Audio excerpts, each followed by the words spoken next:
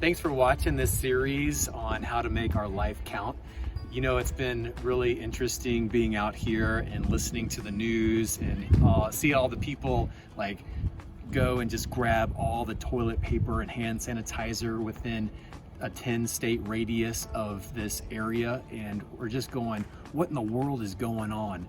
People are so desperate to survive, right? Especially in a world that will never run out of toilet paper. But I want to do something more than just survive. I want to thrive. I want to make my life count, and I think you do too. So we've been talking about how to make our life count. We said there's 4 important truths you need to understand, and we've already covered 3.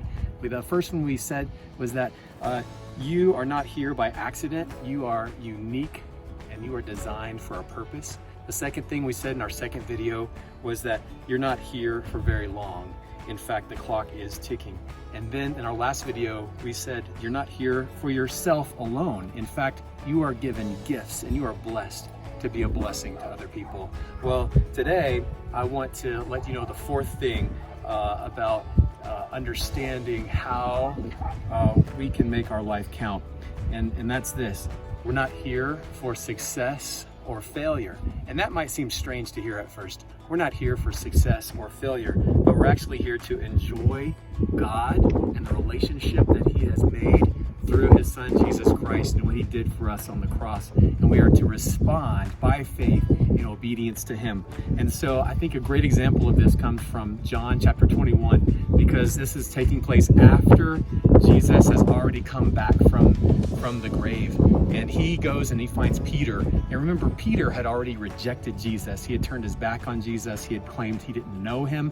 And so Peter ends up going fishing with the guys. He's just out there on the Sea of Galilee. This is not the Sea of Galilee. This is the Rio Grande, but you get the idea. And so they're out fishing, and Jesus shows up on the seashore, and they are told to cast their net on the other side of the boat. And when they do, there's just a ton of fish, and it reminds them, hey, it's Him. It's Jesus. And Peter gets so excited and he jumps in the water and he swims all the way to shore. And when he gets to shore, you remember the story in John 21, Jesus already has breakfast ready for him. And he begins to have this conversation with Peter about what it means to be in a relationship. It doesn't mean that he has been successful all the time. It doesn't mean that he was without failure. In fact, that's not even what Peter's life is about.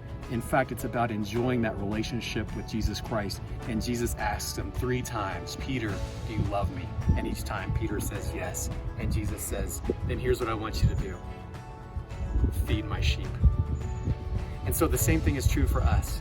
We are intended for this relationship with God that we can enjoy, and then take that enjoyment and that love and that grace that He's pouring out in our lives, and then give it away to other people. And so I hope that you'll understand what it means to make your life count. Try this as something to text out to your group.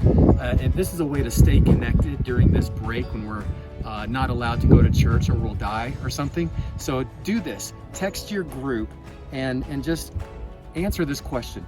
What can make it hard to approach God even when we know we are forgiven?